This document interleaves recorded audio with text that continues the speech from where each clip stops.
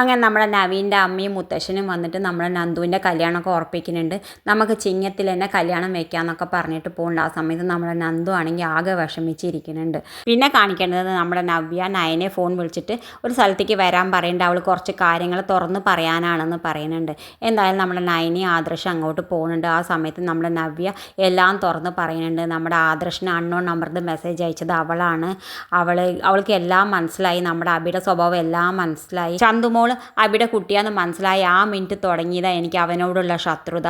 അപ്പം മാറി എൻ്റെ ആ സ്വഭാവം. അപ്പോൾ അവനോടുള്ള പ്രതികാരം മാത്രം തീർക്കാനാണ് ഞാൻ ഇപ്പോൾ അവൻ്റെ കൂടെ നിന്നിട്ട് അവനെ ചതിക്കുക. അത് മാത്രമാണ് ഇപ്പോൾ എൻ്റെ വിചാരം. അവനെ അവൻ്റെ അച്ഛൻ്റെ ജ്വല്ലറി മുഴുവനെ തകർക്കണം. അത് മാത്രമാണ് ആദർശേട്ട ഇപ്പോൾ എൻ്റെ വിചാരം. ഞാൻ ആദർശേട്ടനെ ഒരുപാട് തെറ്റിദ്ധരിച്ചിട്ടുണ്ട്. എന്നോട് ക്ഷമിക്കുന്നൊക്കെ പറയുന്നുണ്ട് നമ്മുടെ ആദർശിനോട്. നമ്മുടെ നവ്യ എന്തായാലും ആദർശ് അതൊക്കെ പോട്ടെ വിട്ടുകളെന്ന് പറയുന്നത്. ഇതൊക്കെ കേൾക്കുമ്പോൾ നമ്മുടെ നയനാണെങ്കിൽ നവ്യ കെട്ടിപ്പിടിക്കുന്നുണ്ട്. എന്തായാലും നമ്മുടെ നവ്യ നയനോട് പറയുന്നുണ്ട് ഇനി അങ്ങോട്ട് നമ്മുടെ അബിയുടെ എല്ലാ തകർച്ചയ്ക്കും അവൾ അവരുടെ കൂടെ ഉണ്ടാവും എന്ന് പറയുന്നുണ്ട്. എന്തായാലും ഇതൊക്കെ കേട്ടിട്ട് എല്ലാവരും സന്തോഷമാവുന്നുണ്ട്. ഇത് കാണിച്ചും കൊണ്ടാണ് ഇന്നത്തെ പ്രമോ അവസാനിക്കേണ്ടത്. ഇതുപോലുള്ള പ്രമോ വിശേഷങ്ങൾ നിങ്ങളുടെ മുന്നിൽ എളുപ്പത്തിലെത്താൻ ഈ ചാനൽ ഒന്ന് സബ്സ്ക്രൈബ് ചെയ്യാൻ മറക്കരുത്.